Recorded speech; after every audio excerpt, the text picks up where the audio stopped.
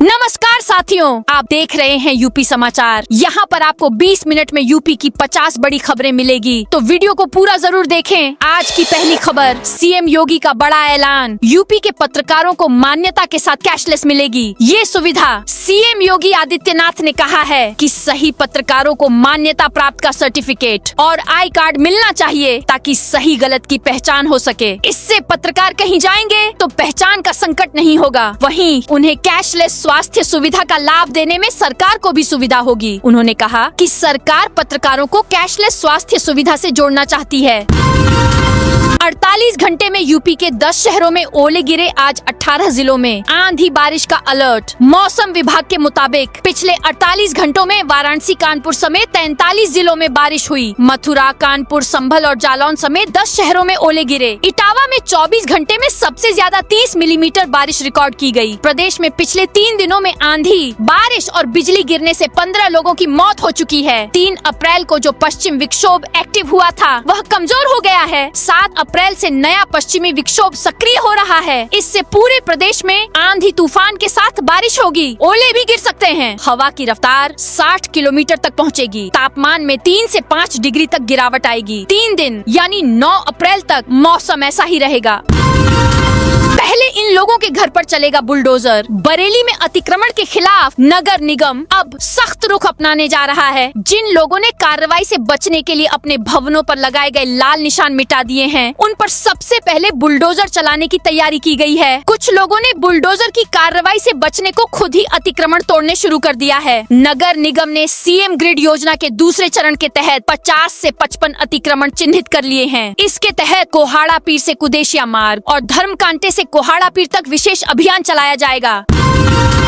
मोहन भागवत और योगी आज मथुरा आएंगे। संघ प्रमुख मोहन भागवत और मुख्यमंत्री योगी आदित्यनाथ मंगलवार मथुरा आ रहे हैं। मोहन भागवत मंगलवार को दिल्ली से कार द्वारा चलकर सुबह 10 बजे वृंदावन के मलुक पीठ पहुंचेंगे। यहां आरएसएस कार्यकर्ताओं द्वारा आयोजित कार्यक्रम में भाग लेंगे। इसके बाद 10:40 पर मलुक पीठ गौशाला बंसीवट पहुंचकर विभिन्न कार्यक्रमों में शामिल होंगे। वहीं मुख्यमंत्री योगी आदित्यनाथ दोपहर 2:35 पर वृंदावन स्थित पवन हंस हेलीपैड पहुंचेंगे।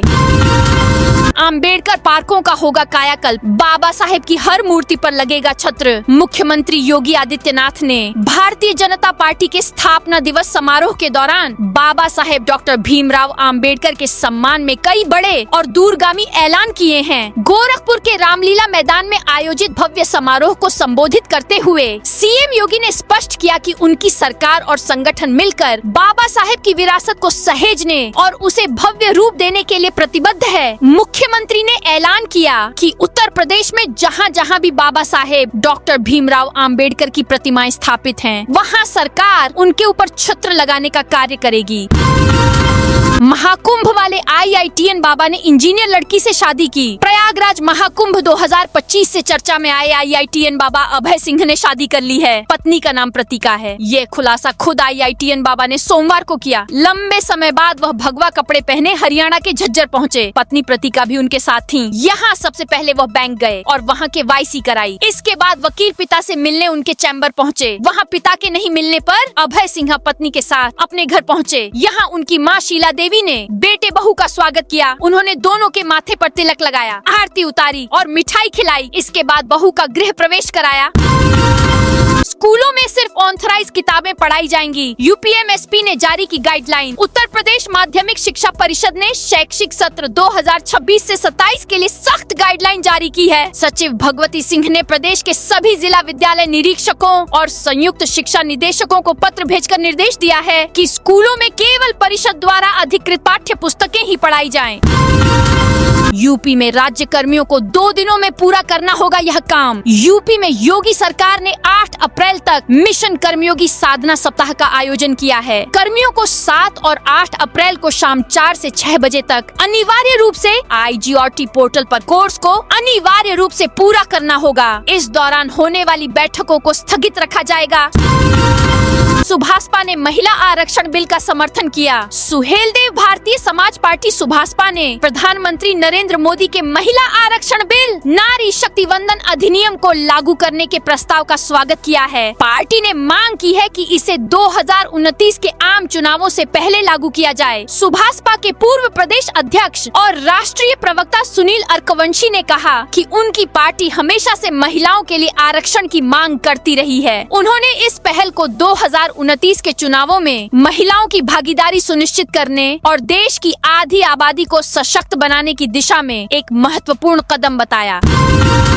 लखनऊ में 530 स्कूली वैन अनफिट। लखनऊ में स्कूली बच्चों की सुरक्षा खतरे में है। परिवहन विभाग के ताज़ा आंकड़ों के मुताबिक शहर में 530 अनफिट और 168 बगैर परमिट स्कूली वाहन धड़ल्ले से सड़कों पर दौड़ रहे हैं। यानी कुल 698 ऐसे वाहन हैं जिनसे कभी भी बड़ा हादसा हो सकता है, लेकिन प्रशासनिक कार्रवाई बेहद धीमी बनी हुई है। नए शैक्षणिक सत्र की शुरुआत के साथ ही करीब 2 लाख बच्चे रोजाना school van, auto, e rickshaw और निजी वाहनों से सफर कर रहे हैं। इसके बावजूद सुरक्षा मानकों की खुलेआम अनदेखी हो रही है।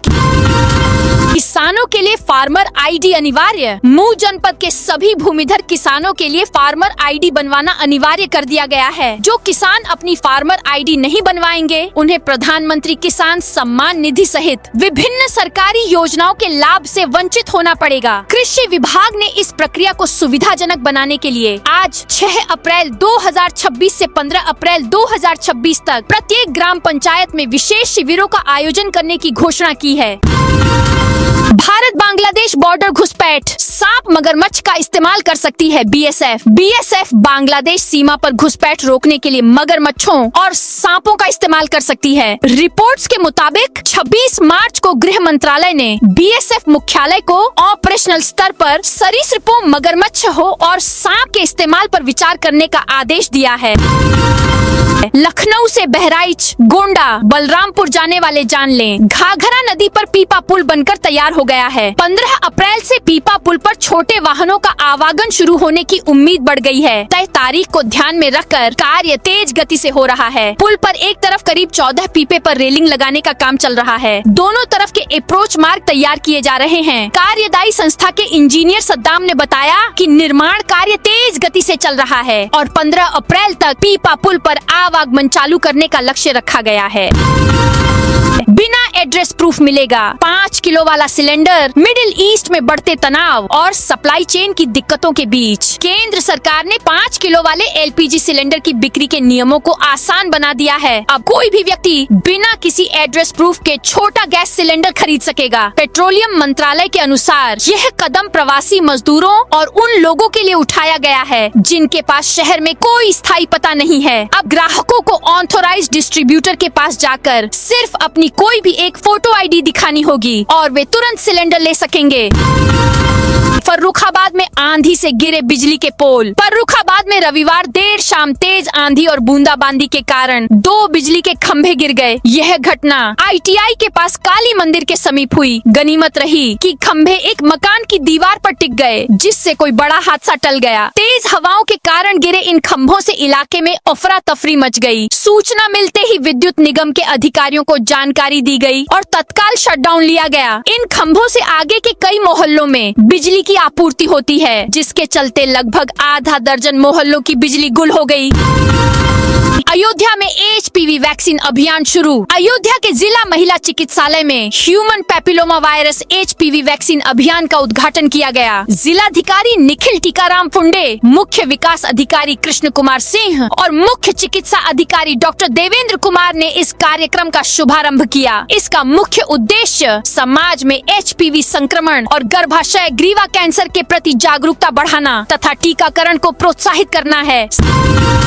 सीतापुर में आकाशीय बिजली से 21 झोपड़ियां जली। सीतापुर के सदरपुर थाना क्षेत्र के ग्राम सरैया चलाकापुर में शनिवार को हुए भीषण अग्निकांड ने कई परिवारों को बेघर कर दिया। आकाशीय बिजली गिरने से लगी आग ने देखते ही देखते गांव के एक हिस्से को अपनी चपेट में ले लिया। हादसे में कुल 18 परिवार प्रभावित हुए, जबकि 21 झोपड़ियां जलकर पूरी तरह नष्ट हो गयी। घटना के बाद पूरे गांव में अफरा तफरी मच गई। लोग अपनी जान बचाने और सामान निकालने में जुटे रहे, लेकिन आग इतनी तेजी से फैली कि कई परिवारों का सब कुछ जलकर राख हो गया।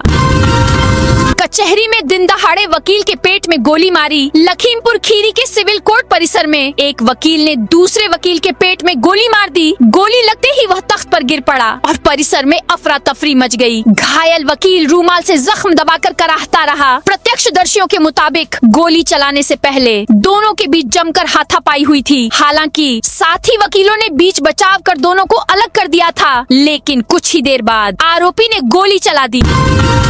वाराणसी में 200 से अधिक भरे सिलेंडर पकड़े। एलपीजी गैस की किल्लत के बीच वाराणसी में कैंट पुलिस ने चौका घाट के पास स्थित बंद पेट्रोल पंप की बिल्डिंग में अवैध गैस सिलेंडर का भंडारण पकड़ा है। पुलिस के अनुसार कमर्शियल गैस की करीब 200 से ज्यादा टंकियां भरी हुई मिली हैं, जो मिर्जापुर के अदलहट स्थित गैस एजेंसी की ही। उसके मालिकों ने यहां भंडारण कर यहां से अवैध सप्लाई कर रहे थे। फिलहाल कैंट पुलिस ने छापेमारी की है और मौके पर मिले लोगों से पूछताछ जारी है। साथ ही मौके पर जिला आपूर्ति अधिकारी को भी बुलाया गया है। यमुना पार क्षेत्र में 2 दिन नहीं होगी पानी की सप्लाई। आगरा के यमुना पार में 2 दिन का संकट रहेगा। 7 और 8 अप्रैल को पानी की सप्लाई नहीं होगी। 9 अप्रैल की सुबह पानी मिलने की संभावना है। इसको लेकर जलकुल विभाग ने यमुना पार के लोगों से पानी स्टोर करके रखने की सलाह दी है। वैकल्पिक व्यवस्था के तौर पर टैंकरों से पानी की सप्लाई की जाएगी। साइबर ठगी के शिकार 2 पीड़ितों को पैसे वापस दिलाए। मिर्जापुर पुलिस ने साइबर ठगी के 2 अलग अलग मामलों में पीड़ितों को उनकी ठगी गई धनराशि का एक बड़ा हिस्सा वापस दिलाने में सफलता हासिल की है। जिगना और कछुआ थाना क्षेत्रों में हुई इन घटनाओं में कुल 83,000 रुपए से अधिक की रकम पीड़ितों के खातों में लौटाई गई। पहला मामला जिगना थाना क्षेत्र का है, जहां 19 जनवरी 2026 को अंतिम यादव ने एनसीआरपी पोर्टल पर ऑनलाइन शिकायत दर्ज कराई थी। पीड़िता के अनुसार यूपीआई के माध्यम से उनसे 29,220 रुपए की ठगी की गई थी। कानपुर में भीषण आग, 20 दुकान मकान जलकर राख। कानपुर के फूलबाग फल मंडी में सोमवार शाम को भीषण आग लग गई। हादसे में 20 से ज्यादा दुकानें और घर जलकर खाक हो गए। फायर ब्रिगेड की 5 गाड़ियां मौके पर पहुंची, आग बुझाने का प्रयास कर रही हैं। हालांकि आग फैलती जा रही है, दुकानें धू धू कर जल रही हैं। 30 से 40 फीट तक आग की लपटें उठ रही हैं। घरेलू गैस के 2 सिलेंडरों में ब्लास्ट हुआ, जिसके बाद अफरा तफरी मच गई। सूचना पर पहुंची कई थानों की पुलिस फोर्स ने फल मंडी को खाली कराया। योगी, हेमा मालिनी और स्मृति ईरानी बने स्टार प्रचारक। भाजपा ने पश्चिम बंगाल विधानसभा चुनाव में प्रचार के लिए स्टार प्रचारकों की पहली सूची रविवार रात जारी कर दी। इसमें यूपी से प्रधानमंत्री नरेंद्र मोदी, रक्षा मंत्री राजनाथ सिंह, मुख्यमंत्री योगी आदित्यनाथ, मथुरा की सांसद हेमा मालिनी को स्टार प्रचारक बनाया है। अमेठी की पूर्व सांसद स्मृति ईरानी को भी स्टार प्रचारक बनाया गया है। पश्चिम बंगाल विधानसभा चुनाव में आगामी सप्ताह से सीएम योगी आदित्यनाथ की चुनावी सभाएं शुरू होंगी। सीएम योगी 8 से 10 रैलियां करेंगे। ट्रक चालकों के बच्चों को पढ़ाएगा पेट्रोल पंप। मुजफ्फरनगर में पेट्रोलियम पदार्थों की कीमतों को लेकर चल रही चर्चा के बीच एक पेट्रोल पंप संचालक ने सराहनीय पहल की है। दिल्ली देहरादून नेशनल हाईवे 58 पर बिलासपुर बाईपास स्थित उर्मिला एंड ओमकारी पेट्रोल पंप ने वाणिज्यिक ट्रक और बस चालकों के 15 साल तक के बच्चों की पढ़ाई का खर्च उठाने की घोषणा की है। पेट्रोल पंप संचालक सोहन पाल सिंह के अनुसार जो भी ट्रक या बस चालक परिचालक उनके पेट्रोल पंप से नियमित रूप से डीजल या पेट्रोल भरवाएगा, उसके बच्चों की पढ़ाई का पूरा खर्च वहन किया जाएगा। गोंडा में 390 कीटनाशक दुकानों के लाइसेंस निलंबित। गोंडा में 390 कीटनाशक दुकानों के लाइसेंस निलंबित कर दिए गए हैं। जिला कृषि अधिकारी ने यह कार्रवाई भारत सरकार के integrated pesticide management system portal पर पंजीकरण न कराने के कारण की है। इन दुकानदारों को अब कीटनाशक दवाओं की बिक्री करने की अनुमति नहीं होगी। विभाग ने इन सभी दुकानदारों को 14 दिनों के भीतर IPMS पोर्टल पर पंजीकरण कराने का निर्देश दिया है। लोजपा यूपी में सभी 403 सीटों पर लड़ेगी चुनाव। लोक जनशक्ति पार्टी रामविलास ने उत्तर प्रदेश विधानसभा चुनाव 2027 को लेकर बड़ा ऐलान किया है। पार्टी ने घोषणा की है कि वह प्रदेश की सभी 403 विधानसभा सीटों पर अकेले चुनाव लड़ेगी। यह जानकारी पूर्वी उत्तर प्रदेश के प्रदेश अध्यक्ष राजीव पासवान ने प्रयागराज में एक सदस्यता अभियान के दौरान मीडिया से बातचीत में दी। सिंगर सुनंदा शर्मा के शो में हंगामा, बैरिकेडिंग तोड़ी। बरेली की फ्यूचर यूनिवर्सिटी में पंजाबी सिंगर सिंगर सुनंदा शर्मा के शो के दौरान रविवार रात 9:30 बजे हंगामा हो गया। सिंगर को नजदीक से देखने और सेल्फी लेने के लिए छात्र मंच के पास पहुंचने लगे। सिंगर के सुरक्षा कर्मियों ने रोकने की कोशिश की तो छात्र भड़क गए। छात्रों ने सुरक्षा कर्मियों से धक्का मुक्की शुरू कर दी, हूटिंग करने लगे और बैरिकेडिंग पर चढ़ गए। हालात बिगड़ते देखकर मौके पर मौजूद पुलिस कर्मियों ने डंडा दिखाकर छात्रों को डराया, धक्का देकर बैरिकेडिंग से दूर किया, फिर हल्का बल प्रयोग करके उन्हें शांत कराया। ताज पर्यटकों की संख्या पर नहीं पड़ा गर्मी का असर। आगरा में पड़ रही भीषण गर्मी और तेज धूप के बावजूद ताजमहल का आकर्षण बरकरार है। वीकेंड पर पर्यटकों की भारी भीड़ देखने को मिली। रविवार को 31,000 से ज्यादा पर्यटक ताजमहल पहुंचे, जबकि शनिवार को करीब 28,000 सैलानियों ने दीदार किया। इस तरह 2 दिन में लगभग 60,000 पर्यटक ताजमहल पहुंचे। सीएम ने कहा, इलाज खर्च में सरकार करेगी भरपूर मदद। सीएम योगी आदित्यनाथ ने जनता दर्शन में सोमवार को 200 लोगों से मिलकर उनकी समस्याएं सुनी। कई लोग अपने स्वजन के इलाज में आर्थिक मदद की गुहार लेकर वहां पहुंचे थे। सीएम ने कहा कि एस्टीमेट बनवाएं, इलाज के खर्च में सरकार भरपूर मदद करेगी। सीएम योगी ने इसे लेकर अफसरों को निर्देशित भी किया कि जिन लोगों को उपचार में आर्थिक सहायता की आवश्यकता है, उनके एस्टीमेट की प्रक्रिया को जल्द से पूरा कराकर शासन को उपलब्ध कराया जाए। हर जरूरतमंद को मुख्यमंत्री विवेकाधीन कोष से पर्याप्त सहायता राशि उपलब्ध कराई जाएगी।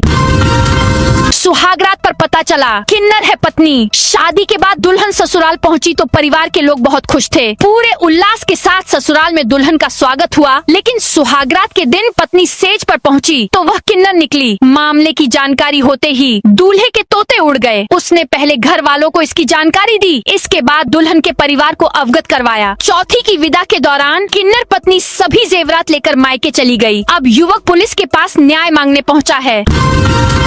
आगरा में एकलव्य स्पोर्ट्स स्टेडियम में चल रही अग्निवीर भर्ती में रविवार को एक ठग पकड़ा गया। वह 1 लाख रुपए में मेडिकल पास कराने और 3 लाख रुपए में अग्निवीर बनाने का दावा कराते हुए झांसे में लेता था। इसी को लेकर अभ्यर्थियों को फंसाने आया था। आरोपित के कब्जे से इंजेक्शन और दवाएं मिली हैं। आरोपित का मोबाइल खंगाला गया तो उसमें सेना से जुड़े कुछ फोटो मिले हैं। सदर थाने में आरोपित के खिलाफ मुकदमा दर्ज कराया गया है। अखिलेश ने मुलायम सिंह यादव टूर्नामेंट का उद्घाटन किया। गोंडा जिले के जिगर मेमोरियल इंटर कॉलेज मैदान में रविवार से 5 दिवसीय स्वर्गीय मुलायम सिंह यादव नेताजी रात्रिकालीन cricket tournament Gonda premier league season 6 का शुभारंभ हो गया। टूर्नामेंट का उद्घाटन समाजवादी पार्टी प्रमुख और पूर्व मुख्यमंत्री अखिलेश यादव ने वर्चुअल माध्यम से किया।